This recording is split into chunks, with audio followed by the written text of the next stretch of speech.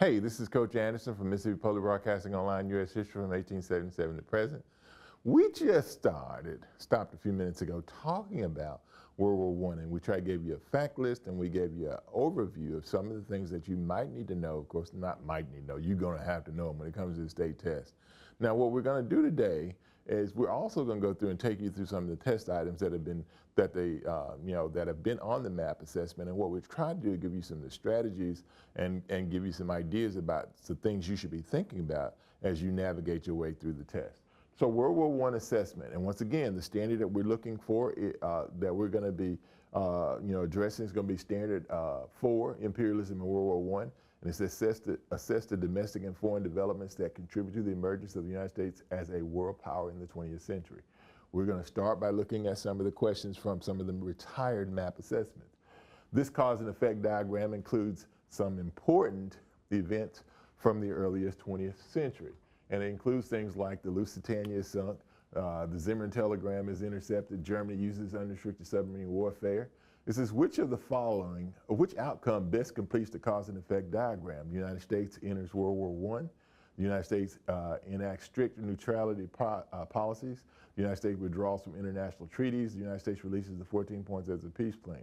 Well, all of these things, the Zimmermann telegram, Germany's use of unrestricted submarine warfare, and the Lusitania, all of those things contribute to the United States of America entering WW1. So the best answer in this particular case is going to be A, the U.S. enters World War I.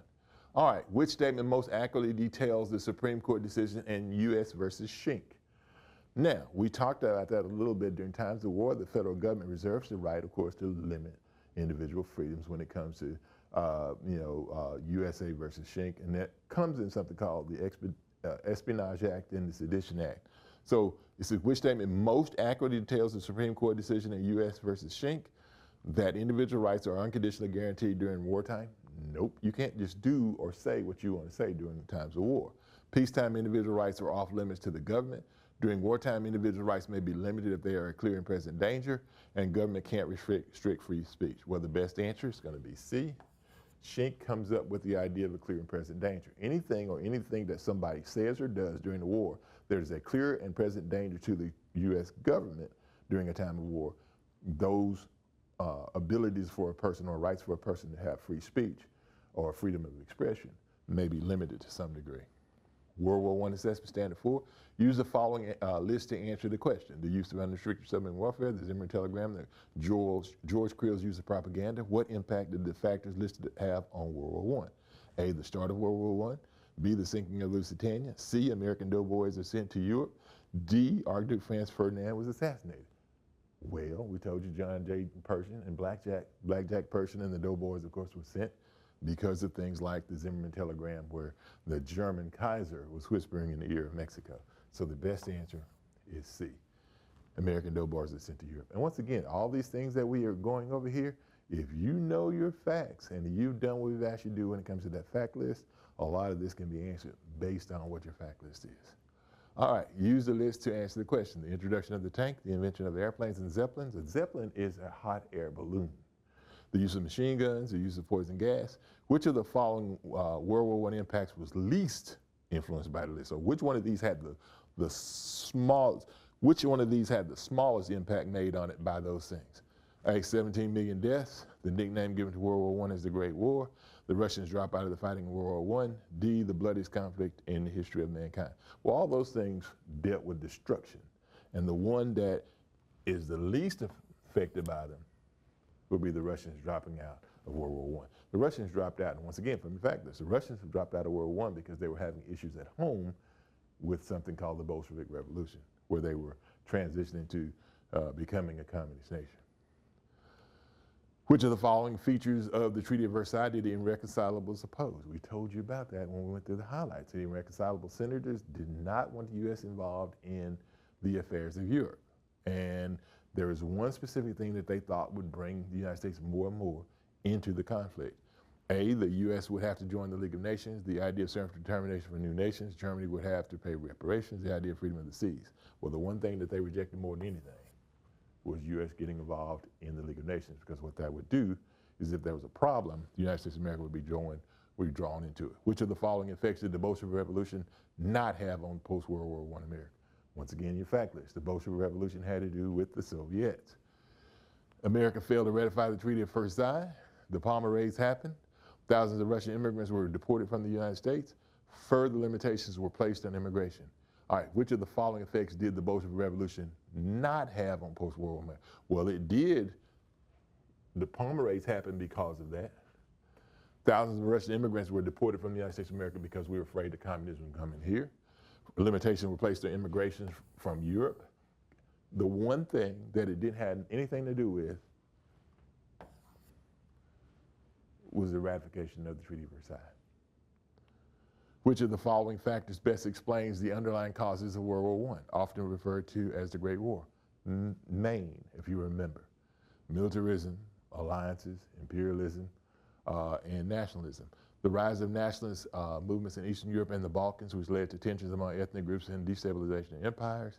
The signing of the Treaty of Versailles in 1919, which directly caused the war, creating economic stability. Discovery of new trade routes and expansion of European colonial empires related to a competition over overseas territory. The failure of the League of Nations to prevent conflicts and its inability to enforce collective security agreements among nations. Well, the best one that explains the best, nationalism, nationalists, fact list. Use the following list and your knowledge to answer the question. Machine guns, tanks, poison gas, airplanes. Which of the technologies in the list had the most significant impact on the stalemate during the early years of World War I? We told you about trench warfare. We said there was an area between the trenches called no man's land. No man could live out there because there was one piece of technology that was making it difficult for armies, of course, to advance. It wasn't a tank. The tank initially wasn't very good. It was poison gas. It wasn't the airplane, which was lightly used during WWI, mostly for dogfights. But the one thing that had the greatest impact on the stalemate was the machine gun fire that would literally cut people down as they were trying to charge from one trench to the other. World War I Assessment Standard 4. This political cartoon was published by the Central Press Association in December 1918. Which of the following best explains the historical significance of the United States' failure to adopt President Woodrow Wilson's 14 points? A, it led to the immediate collapse of the League of Nations? Nope. We didn't get involved in it because of the League of Nations. It resulted in the U.S. maintaining a policy of isolation after World War I. It caused the complete dissolution of the Treaty of Versailles. It allowed European nations to take full control of post-war diplomacy. Well, they did take control of post-war diplomacy. They didn't stop that. It didn't cause the dissolution of the Treaty of Versailles. The Treaty of Versailles was ratified by other nations. The only nation that didn't ratify, the major nation that didn't ratify, was the United States. So the answer, the best answer would be, is it resulted in the U.S. maintaining a policy of isolationism?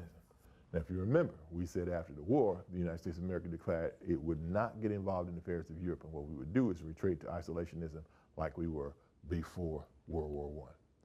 What we try to do is give you some ideas about what some of the types of questions that you will see. Now, you'll see that as we go forward in the reviews, that some of the questions, of course, will be a little bit more than what you saw there with just the multiple choice. There's going to be some enhanced multiple choice questions that will require you to do a little bit more.